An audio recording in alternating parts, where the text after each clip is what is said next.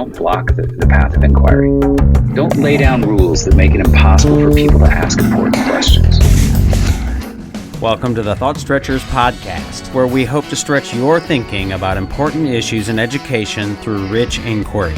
My name is Drew Perkins, and I'm your host for these conversations for complexity and nuance. In this episode, I spoke with Jim Knight, who is a founding partner at the Instructional Coaching Group. Obviously, he does lots of work on instructional coaching, so we talked mostly about that, the way that they approach it, some of the salient questions, thinking about how they help teachers and what are the priorities, and as many of the issues surrounding instructional coaching that we could get to before we had to end our conversation because he was limited on time. I recommend looking at their website, which is instructionalcoaching.com, and we'll put that in the show notes. And you can follow Jim on social media for his podcast and excerpts from that as well. I'd like to remind you that you can find all of our professional development work, podcasts, and blogs at wegrowteachers.com.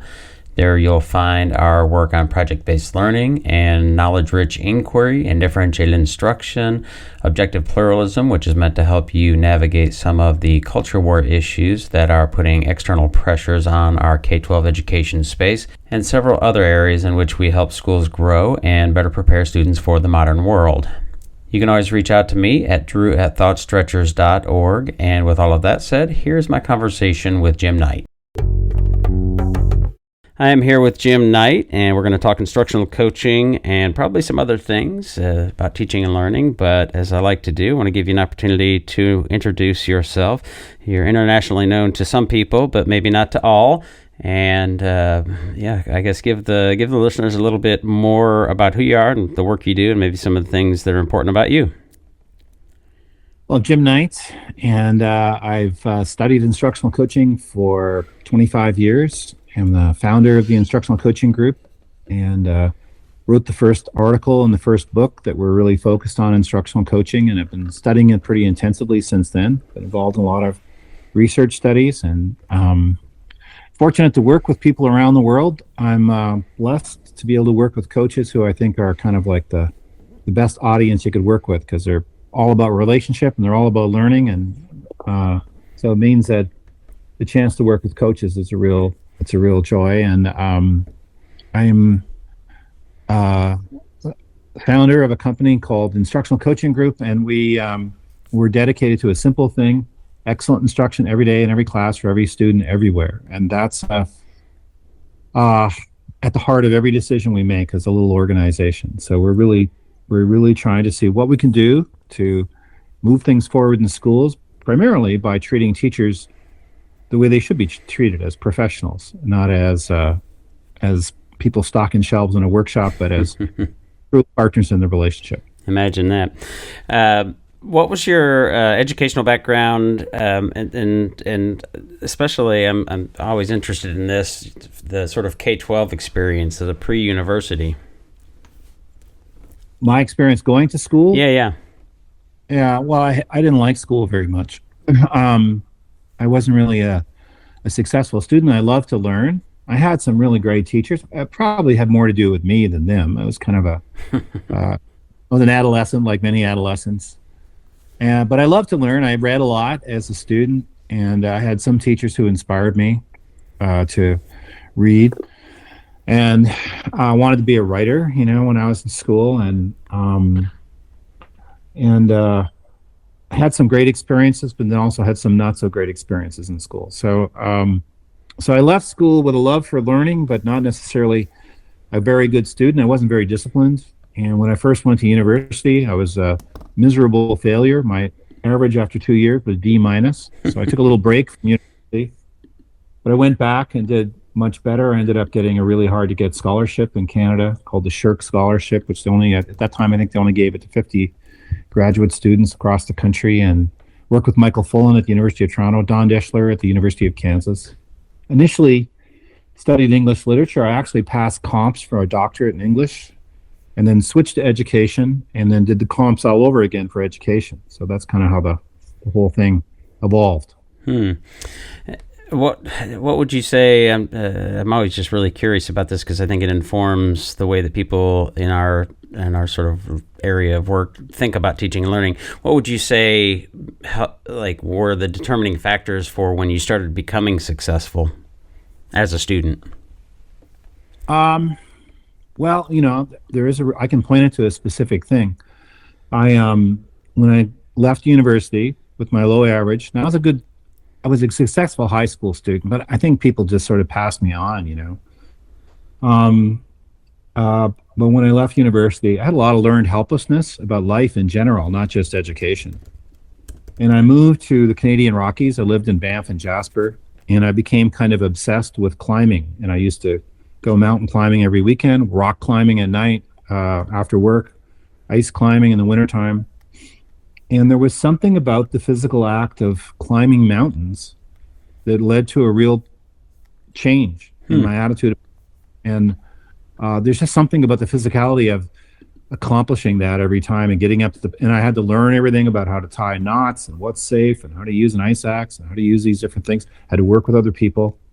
And so after spending a few years climbing the mountains, when I went back to university, I had a whole different sort of mental outlook. I went from learned helplessness to learned optimism. And I was really, really determined to succeed. I think the other thing is, in the back of my mind, my parents always emphasized the power of education. So I didn't want to let them down.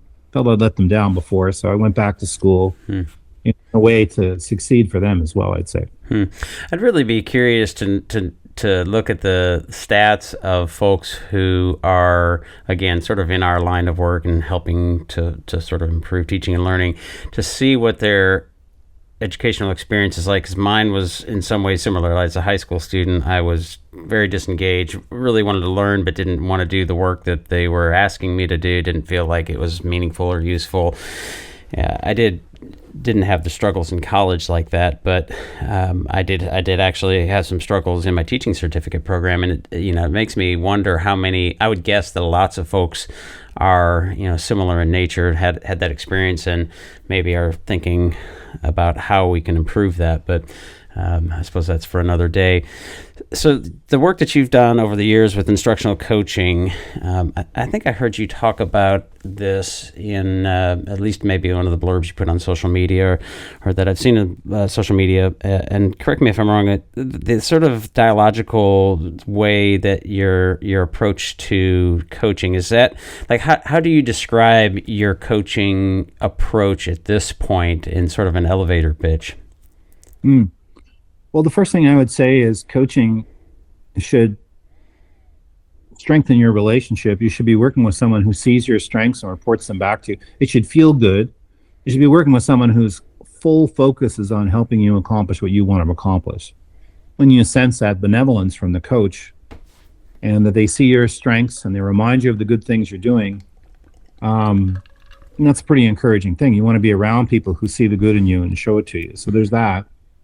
But the coach should also really help a person accomplish what their goals are. And what the coach does is just make it easier for you to do what you would like to do if you had more time. So they'll help you figure out, what are my strategies to work on this? They'll help you see things you wouldn't ordinarily see. And then we have it all worked out in terms of communication skills, beliefs, a coaching cycle. We worked out the details pretty specifically. But at the heart of it, this is the person who sees your strengths, reminds you of your strengths, a colleague, someone you can go to, and they help you do the thing that most matters to you. And they make it easier for you to accomplish what you want to accomplish. They should make your life easier and help you reach more kids. When you're working with teachers and I suppose even schools at a more macro level, how do you approach the outcomes, those desired outcomes, those goals that we're trying to get to, and their instructional approaches and priorities, that kind of thing? Are you at all sort of prescriptive of, like, here's how we recommend as a sort of, these are desired outcomes and priorities and ways in which your instructional approaches should be? Or do you tend to work within the framework of each school and or teacher? Well, I would say most schools have a overall thing they're trying to do. It could be Brian Goodwin's The New Classroom Instruction That Works. It could be John Hattie's Visible Learning. It could be Carol Tomlinson's Differentiated Instruction. You probably have a big picture of things they want to focus on. it could be related to equity, it could be positive behavior, or some combination of things. It could be formative positive behavior. But I think it's really important to recognize that this is not an opinion, this is fact. People only do what they choose to do. And so if you say, well, like, we're really going to be doing differentiated instruction, you need to differentiate, here's what it entails, you don't have a choice. Well, people do have a choice. Everybody is really skilled at yes and doing nothing. So you need a combination of big picture, this is our areas of focus, and then one-to-one coaching where you provide the individual support. So on the one hand, we have to have a big picture, and that picture doesn't limit people. It's usually a pretty comprehensive thing. If you look at Brian Goodwin's work, it's built around 6 elements of teaching. You look at Hattie's work, it's built around a lot of key things like providing formative assessment, creating a positive classroom, success criteria. But not much is going to happen unless you work it out at the individual level. At the individual level, it starts with kids. And so we say, okay, what's a change I want to see with children? What are my kids not doing that I want to see them be able to do? And then once you identify the change you want to see in students, then you say, okay, given this collection of approaches we've got, whether it's differentiated instruction or Goodwin's work or whatever, what can we pull from those strategies to help me hit that goal? And we think a lot of professional development is done backwards. It's this idea of I'm going to show up, research has been done, you need to implement these practices, I'm going to tell you what to do. But we think it starts with kids. So we say, okay, what's the change we want to see in kids? Could be related to engagement, could be related to achievement. Once we identify the change, then we figure out how the strategies work. And what the coach does is helps pull from those strategies, meet with the teacher, and say, here's a list of possible things you could do. Which one of these do you want to try in order to hit the goal? And the coach also helps the teacher identify the goal, because the coach is skilled in the use of data, and data helps you see things you wouldn't ordinarily see. So it's that combination of big picture plus one-to-one. But if I had to err on the side of one, I would err on the side of meaningful changes we want to see in the lives of kids in our classroom. Let's start with the change in kids and work back to the strategy, as opposed to trying to fit a strategy that might not even be addressing any of the most pressing concerns of the teacher. If you start with what the teacher needs to see their kids do, and then you pick the strategy, then the person says, well, this is exactly what I need. And they try to figure out how, plus it never works exactly the way it is in the books. You have to make it work in your classroom, Eric Liu said, it's never one size fits all, it's one size fits one. You have to make it fit that particular classroom. But you also have to implement it effectively. Once you identify the change in kids, some crappy implementation isn't going to get the job done. It's going to take high quality implementation. So by starting with kids, you also have a standard for excellence. You have a way of measuring did the strategy actually work? Because if the kids haven't changed, either you need to change the way you're implementing it or change the strategy, but it's not working. So we see coaching as fitting into the big picture and providing a second part of it. And also coaching can help you identify, well, maybe the framework we're using needs to have some adjustments and improvements. And we talk about creating an instructional playbook, which is a document that contains, say, 15 core strategies that help teachers hit their goals. And that playbook is a living document. It's continually being improved based on what we're learning as we work with students and what teachers are teaching us about how to do it. So you're continually refining that big picture based on what's happening in the classroom. And so it's a long way of saying both are important. You need the big picture, you need the one-to-one that starts with kids. But if I had to pick one, I'd start with kids. I want to see a change in kids that's really, really clearly working, that the teacher cares about. Nobody's going to implement a goal unless they actually care about it. And so let's start with helping them care about it by surfacing the needs for kids. Yeah, well, that's I think a useful way to frame it. So then in the work as coaches, you and the folks that do that work in your organization, you think about what are the instructional approaches that do work for those outcomes that we're looking for and those changes, right? Which leads me to think about the research and the evidence, right? And I'm when I work with teachers, sometimes I will ask, raise your hand if you've heard of John Hattie or some of these folks, and I guess I'm not shocked, but I'm a little surprised that very few have, not just Hattie, but the researchers in general. And it does strike me as a really important thing for teachers to know, but they're busy, they have lots on their plate, and maybe are not even prioritizing that in their school as a sort of directive. So how important is that as a sort of coaching group to be really fluent and well-versed in those pieces of research and evidence? And as a sort of second part of that question is, how do you parse what actually does work, what doesn't work? And, I have these conversations about direct or explicit instruction versus inquiry and these different constructivists, so there's lots of room in between there, but everybody's got their research and there's no evidence that shows this and so on and so forth. So how do you kind of approach that as a coaching group and thinking about research and evidence?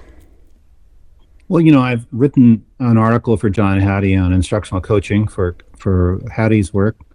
I'm partnering with Brian Goodwin on Brian's the director of McREL and carrying on the legacy of Marzano.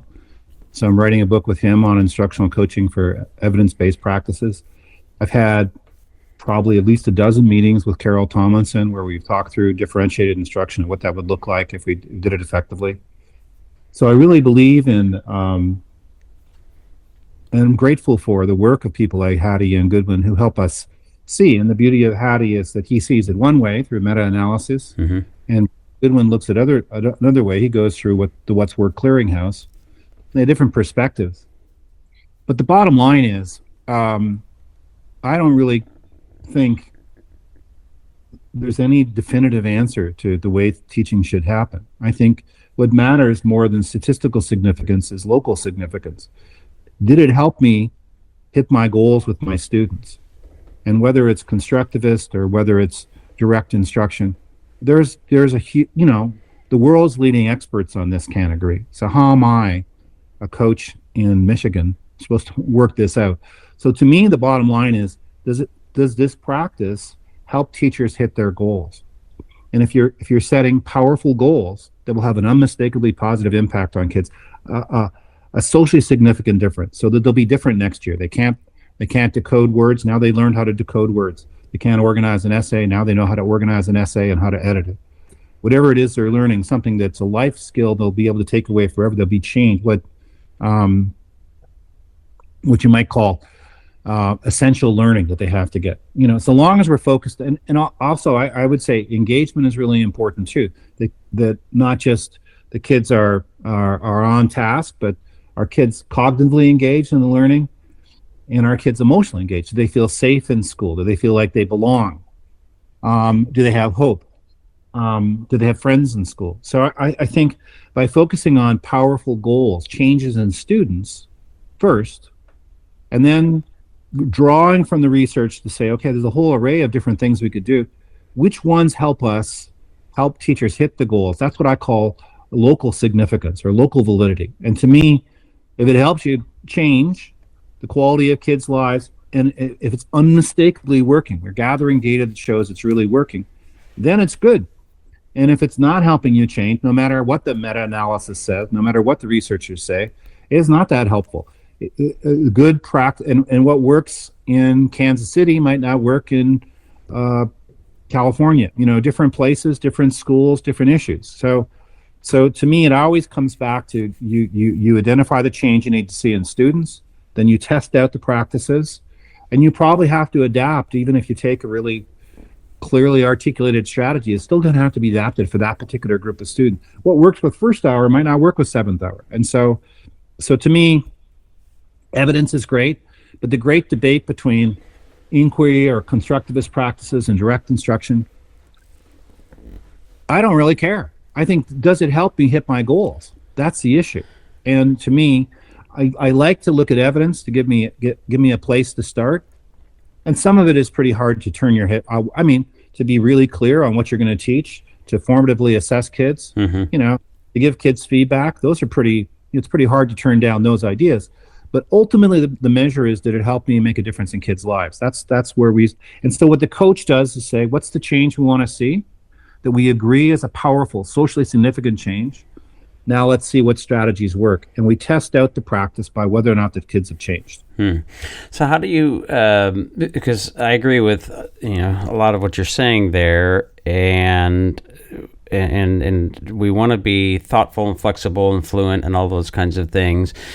But I'm also hearing, because I have these conversations with science of learning kind of folks, and they would very likely, or many of them would push back and say, well, it doesn't change from Kansas City to Michigan. Like, we know how teaching happens, we know how learning happens, or at least we know how learning happens.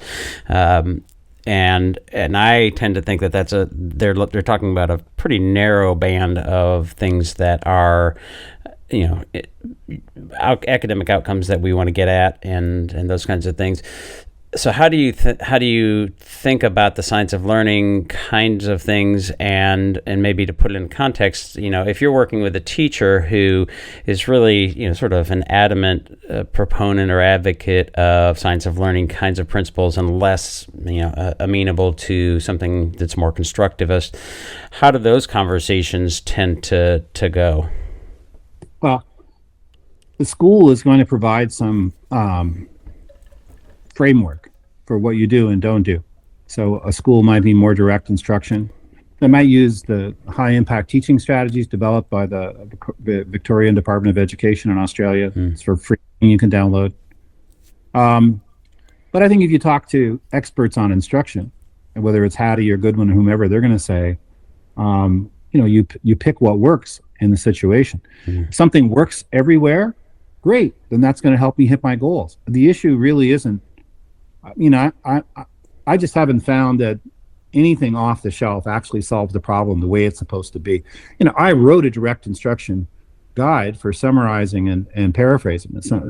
And I worked and I used a script when I taught at different times. I can see the value of direct instruction, but the way I taught it was not the way it was in the book.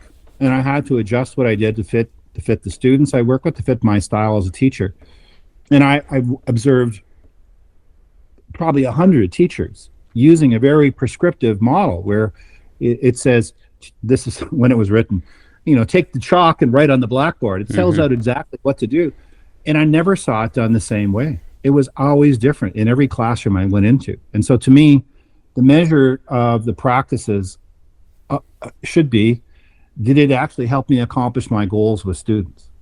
It shouldn't be every classroom has to look the same. And I think that's backwards. I think we start with kids and we work backwards. But that conversation about what we do, you can't do everything. So using Hattie or Goodwin or Carol Tomlinson or whatever it might be, it provides a framework, and all those models provide you lots of tools. Like, let's say you're worried about motivation. Well, you can look at what Brian Goodwin says about goal setting and say, can we pick that and try that out for motivation? These kids aren't motivated. What can we do around that?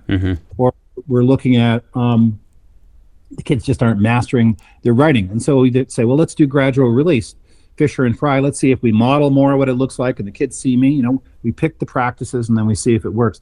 But probably gradual release will look different in every classroom. It won't look exactly the same. The way it works in this group of students and that group of students. Some kids have to get active right away. Other kids will watch the model. You can take more time, so you're going to have to kind of adjust it. But to me, if it works the same everywhere, rock on. Then it should work in my class. And so that's great. But ultimately, the issue is here, and you can have boundaries around what the goals are too. You could say we really want to focus on goals within this range, but you pick the goal that matters most to the teacher and kids. But also, it's a powerful goal, one that both the coach and the teacher agree will have an unmistakably positive impact on kids' lives. So the idea of coaching obviously is primarily of adult learning, and teachers are, not teachers of adults in most cases. And I'm curious how you think about the differences between what works with adult learning and what works with kid learning. Yeah, well, I don't know how much different it is. I can tell you how we approach it, working with it. So you could sort of organize it into 4 circles on a Venn diagram. And so one of them has to do with, when we're coaching, it has to do with our way of being. And to put it simply, we don't think we're better than the other person. we think their voice, their ideas are just as important as ours. Now we have expertise. A coach know a lot about gathering data and effective instruction. We have expertise. We don't act like experts though. And that teacher, no doubt, even if they're a brand new teacher, they know things we don't know. They know things about the kids we can't figure out in a short period of time. And so we come together as people with different expertise, different knowledge, but people where I'm not important and you're not important. I'm not one up and one down. I don't talk down to the teacher. We see each other as professionals working together in a professional discourse. We call that the partnership approach. We see ourselves as partners.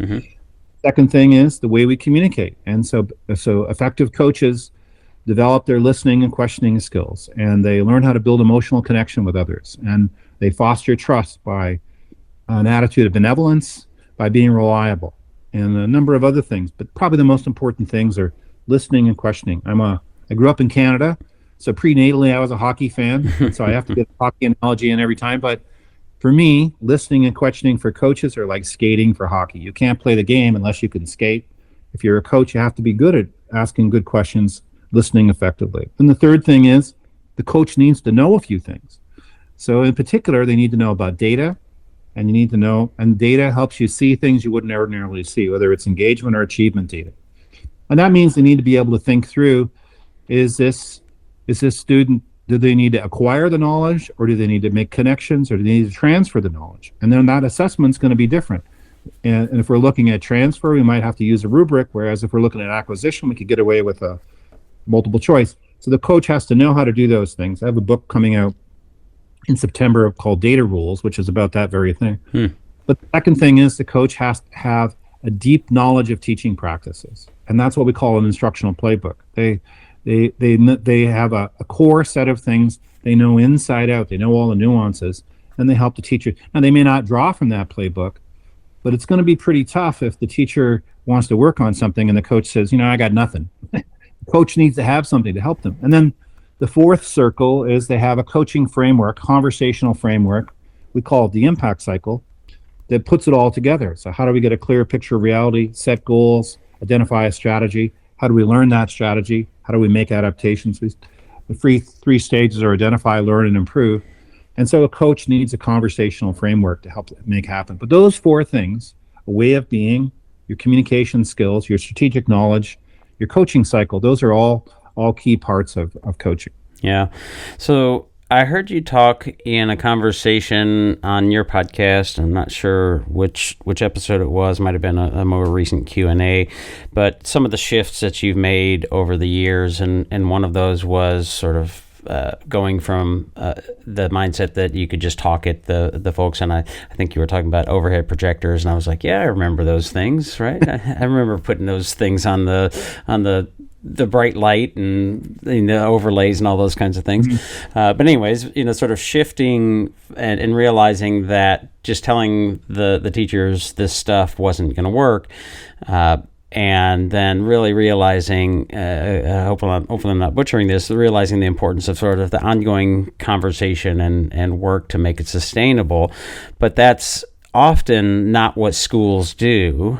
And on top of that, often schools don't have the sort of structures and systems within that are conducive to great teacher growth and professional learning and those kinds of things. So I suppose maybe a way to frame this question, or what are your recommendations? How do you approach that conversation with schools to really make any of the work, professional learning, professional development, professional growth, impactful? Well, the first thing I would say is, in my experience, the vast majority of people in education, like 95%, are deeply committed to doing what's best for kids. Principals, to me, have an incredibly important and difficult job. They're people that are coming at them from all sides. It's the worst job, I think. I say it's like you have everybody coming at you, and you have less autonomy and power than anybody thinks you have. And not only that, it's lonely, because once you become a principal, people treat you just a little bit differently. It may be the case with everybody, but I'd say in the majority of cases, people talk to you different when you go from being a teacher to becoming an administrator. They just, the conversations, you walk into the room and the conversation stops. So it's lonely.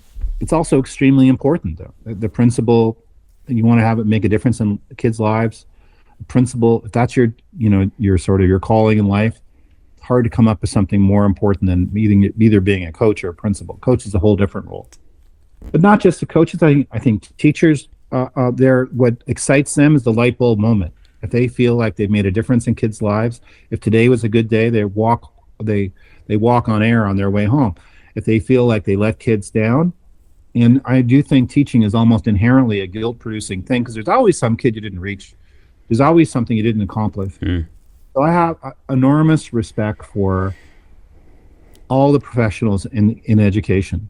They're doing hard work, and that's where I would want to start with, is respecting teachers.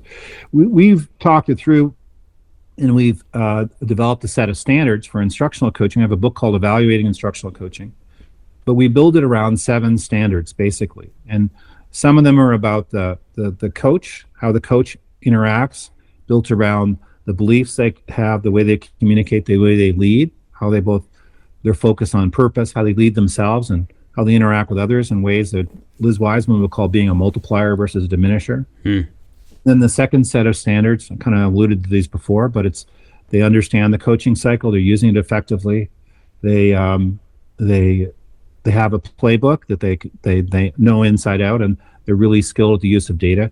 And then the third part is they work in a system where everybody understands what coaches do. Coaching should not be a hard sell. This person is going to see the good in me, show it to me, encourage me, support me, and they're going to help me hit my goals and make my life easier. I'm going to reach more kids. That should be an easy sell. But it's not an easy sell if the coach isn't able to do that, because there isn't system support. So clarity across the system around coaching, coaches have time to actually do their work, all those things seem to be a part of it. So I think if your focus is going to be on coaching, you have to get clear on exactly what are our standards for coaching, and then assess those things. And if you're going to go back to the board, if there's a board where you work and share what works, you have to be able to say, this is the goals teachers set, here are the goals we hit, and show the actual impact you had as a coach. If the state assessment scores go up by a small amount or a large amount, or they go down by a small amount, or who knows what the reason is. Maybe maybe that group of students was better than the one they had the year before, just on average. Or there's a million things that happen. I think about COVID, what a kind of impact it had on schools. So I want to be really clear. I want to draw a line between what the coach does and the impact the coach has. And that means they're setting powerful goals, and we call them peers goals, but they're setting goals and they're measuring the goals. So I would say, from the coaching perspective, we've articulated these 7 standards that need to be in place. And I think it starts with clarity. What are, just like, assessing your own life. What's most important to me? Am I focused on those most important things? And for us, it's those, what I call the 7 success factors of coaching.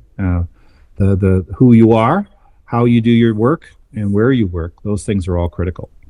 Is there an ideal setup, like if you could sort of snap your fingers and set up a school for really rich professional learning, sort of structurally, I guess, sort of logistics and time-wise, have you seen something that really, really works well, or, you might describe as an ideal?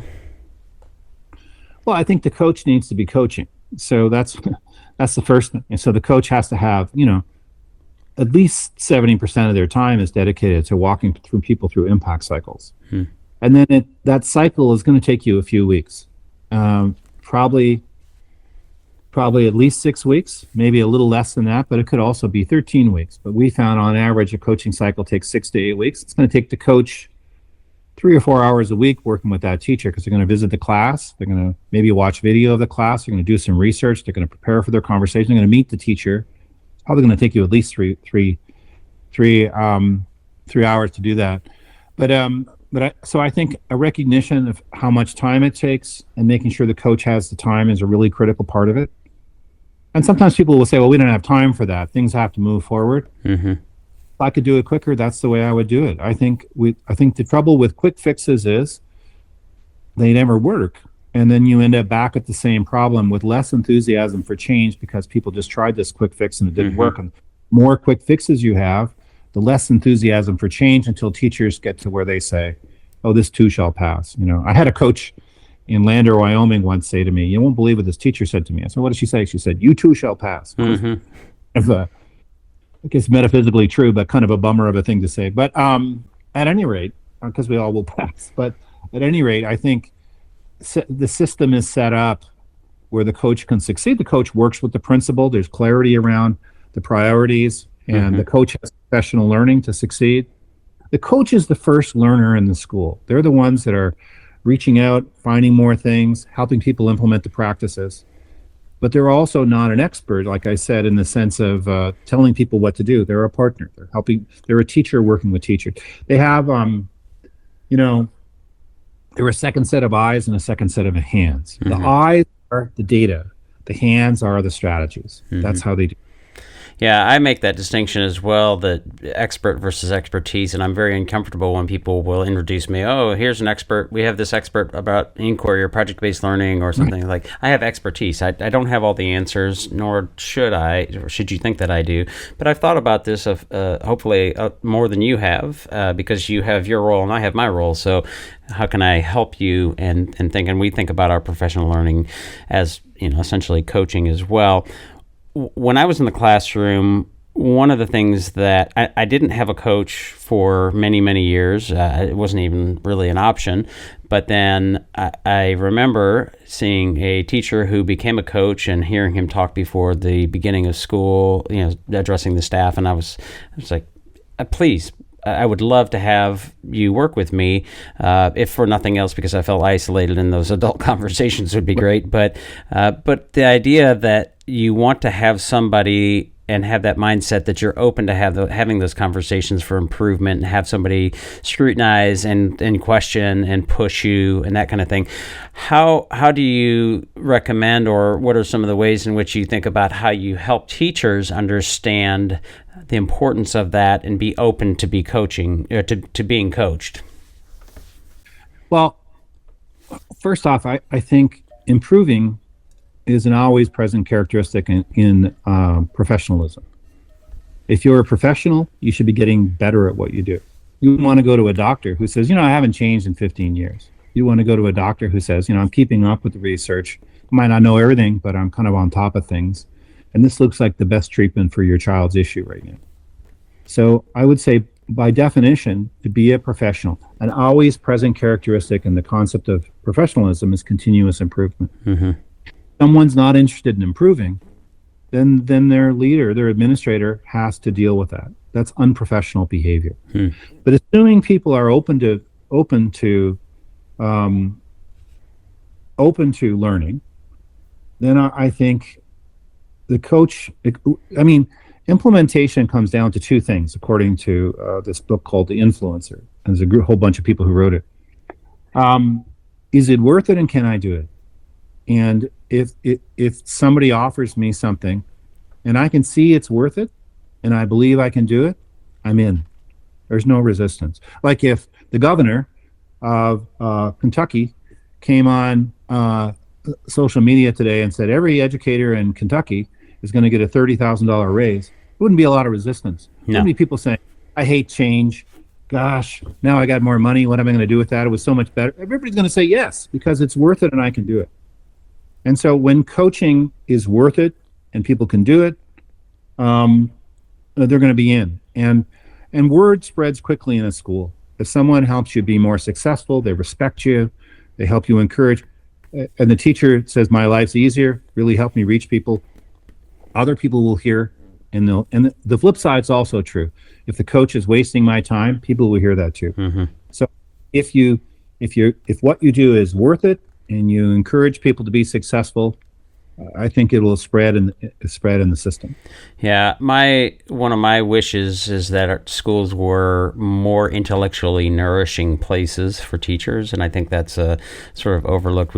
Teachers are so busy, and there's isolation, and we're focused on tests and scores, and just the ability to have that was for me what was so valuable. That was a value add. Is obviously one of the goals is to improve my practice, but just the intellectual and nourishing discussion was enough for me to say I'm totally in. And if we can get schools to do more of that, I think there's definitely lots of benefits. So there's lots more we could talk about, and I wish we had more time. I know you've got to go. Are there things that you want to share that we didn't talk about, and links? I know you've got, I think, an update to a book coming out, right? The new book is called Data Rules. There's another one called the IC Toolkit. They're both coming out in September, October. One's with Corwin, one's with ASCD. IC Toolkit is just replete with tools you can use to improve your practice, and Data Rules is about data. People can learn about us by just going to instructionalcoaching.com, or they can email me, jim@instructionalcoaching.com. I might not reply, but somebody will reply. And so if they have questions about anything, we can share it. But there are probably 700 things you can download from the Instructional Coaching website: videos, forms, checklists, tools, articles, cases, tons and tons of stuff, and it's all free on that website. All right, and you're on Twitter X at JimKnight99. We'll put that link as well as in your website on the links for the episode. So, Jim, I appreciate the conversation. Wish we had more time, but maybe we'll do it again sometime. I love it. Thanks so much. Yep, thank you. What we need to do is spend enough time together that we can start to translate our ideas into each other's language and include one another in this community of inquiry. And that is the work of love.